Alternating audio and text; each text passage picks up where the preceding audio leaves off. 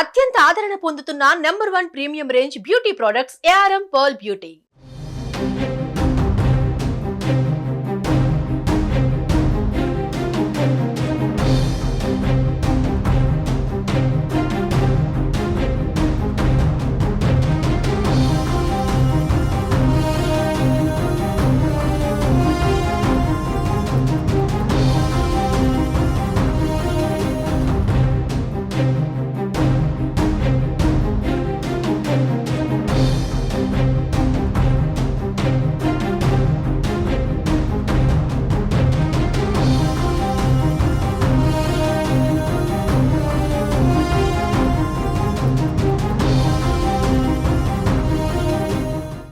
Delhi liquor కేసులో BRS MLC కవితకు మళ్లీ నిరాశ ఎదురైంది. తనకు మధ్యంతర బెయిల్ కావాలంటూ దాఖలు చేసిన పిటిషన్ను విచారించిన సుప్రీంకోర్టు ధర్మాసనం విచారణను మళ్లీ వాయిదా వేసింది.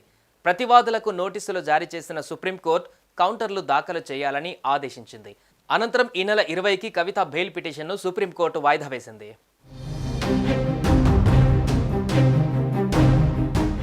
ఢిల్లీ లిక్కర్ కేసులో భాగంగా ఈడీ, సిబిఐ కేసులలో బెయిల్ ఇవ్వాలని బీఆర్ఎస్ ఎమ్మెల్సీ కవిత సుప్రీంకోర్టును ఆశ్రయించారు.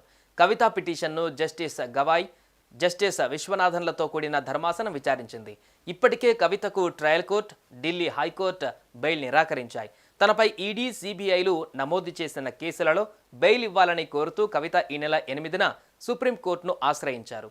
తనకు బెయిల్ ఇవ్వడానికి నిరాకరిస్తూ ఢిల్లీ హైకోర్టు జూలై 1న ఇచ్చిన తీర్పును సవాల్ చేస్తూ సుప్రీంకోర్టులో స్పెషల్ లీవ్ పిటిషన్ దాఖలు చేశారు.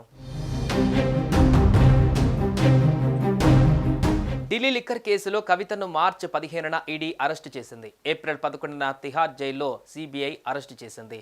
ప్రస్తుతం కవిత తిహార్ జైల్లో ఉన్నారు. ఇప్పటికే ఈ కేసులో ఢిల్లీ మాజీ ఉప ముఖ్యమంత్రి మనీష్ సిసోడియాకు బెయిల్ రావడంతో కల్వకుంట్ల కవిత కూడా తనకు బెయిల్ వస్తుందన్న నమ్మకంతో ఉన్నారు.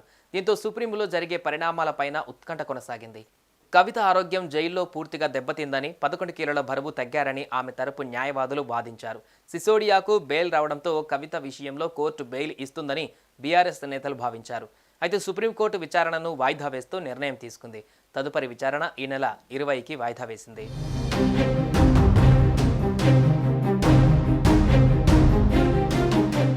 సుమన్ టీవీలో మీ పర్సనల్ అండ్ బిజినెస్ ప్రమోషన్స్ కోసం కింది నెంబర్కి కాంటాక్ట్ చేయండి.